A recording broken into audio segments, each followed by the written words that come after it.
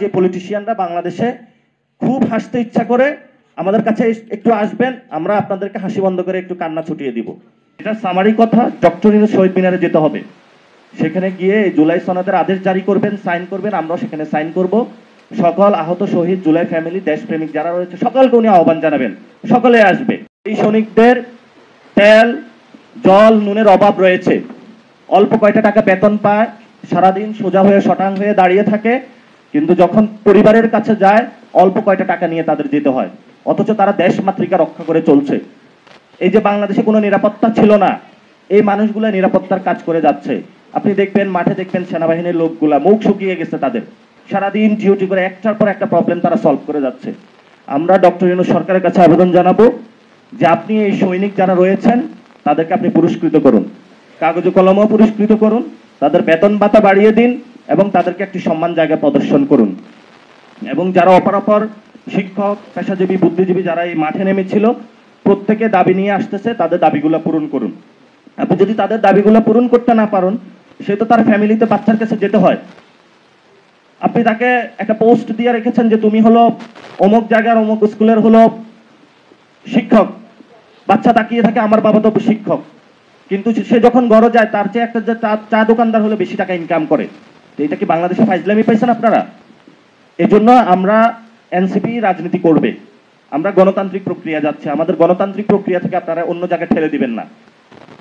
আমাদের সামনে যেই প্রসেসের মধ্যে দিয়ে আমরা গিয়েছি, এমন কোন বাহিনীর গোয়েন্দা সংস্থা নাই যেটা হলো অত্যাচারের মধ্য দিয়ে আমাদের যেতে হয় নাই। বাংলাদেশের একদম প্রেসিডেন্ট হাউস থেকে একদম মাঠ লেভেলের সব জায়গা পর্যন্ত আমাদের দেখা হয়ে গিয়েছে। রাষ্ট্রের অ্যাক্টিভ সিস্টেমে কোনো পরিবর্তন হয় নাই। মন্ত্রণালয়গুলো আপনি কি তাহলে এখনো চিকিৎসা পাচ্ছেন? চিকিৎসা ব্যবস্থার কোনো খোঁজ নাই। এই যে আহত যারা এই গণঅভ্যুত্থানে আহত হয়েছে তাদেরকেও আপনি চিকিৎসা দেন নাই, শহীদদেরকে এখনো ঘুরাচ্ছেন। এখন আমাদের এনসিপির কাছে তো এত টাকা নাই যে আমরা তাদেরকে দিয়ে দিব। এটা তো আপনার রাষ্ট্রীয় দায়িত্ব, এই রাষ্ট্র সংস্কারের জন্য, রাষ্ট্রের জন্যই তো এই মানুষগুলো রাস্তায় নেমেছিল। আপনার তাদেরকে দায়িত্ব নিতে হবে। রাজনৈতিক দলগুলো যদি ফোন কল করে অমুক জায়গায় শহীদের ফ্যামিলি, তাকে 5,000 টাকার প্যাকেট ধরিয়ে দেন, এটা আসলে দায়িত্ব না।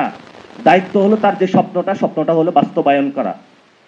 আপনারা একটা সংস্কার কথা বলেছেন, আপনারা নাকি ভবিষ্যতে বাংলাদেশের সংস্কার চালু করবেন, আর আপনার সামনেই তো এখন সংস্কার এসেছে, তাহলে আপনি কেন এটাতে সাইন করতেছেন না?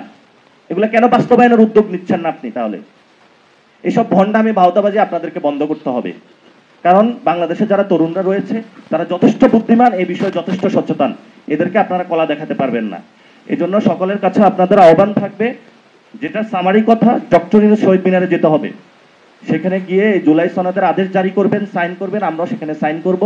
সকল আহত শহীদ, জুলাই ফ্যামিলি, দেশপ্রেমিক যারা রয়েছে সকলকে উনি আহ্বান জানাবেন, সকলে আসবে। আমাদের কিছু আলোচনায় স্টার্ট করেছি যে ওইখানে কোন কোন লুপ হোলগুলো রয়েছে বা ত্রুটিগত জায়গা রয়েছে সেগুলো আমরা অ্যাড্রেস করব।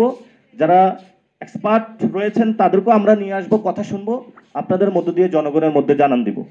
আজকে সংস্কারের বিষয়ে একজন বাংলাদেশের বিদগ্ধ রাজনীতিবিদ বলেছেন এটা নাকি হাস্যকর।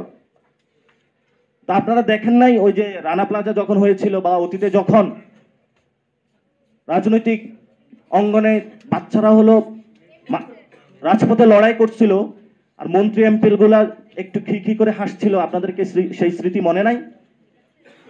যখন এই আন্দোলনটা হচ্ছিল তখন হলে হেন তেন করে রাজাকারের বাচ্চা বলে গালি দিয়েছিল, বড় বড় আরাম কেদারা চেয়ারে বড় বড় হাসি ফুটিয়েছিল, তাদেরই বংশধররা আজকে বলতেছে যে এটা নাকি হাস্যকর।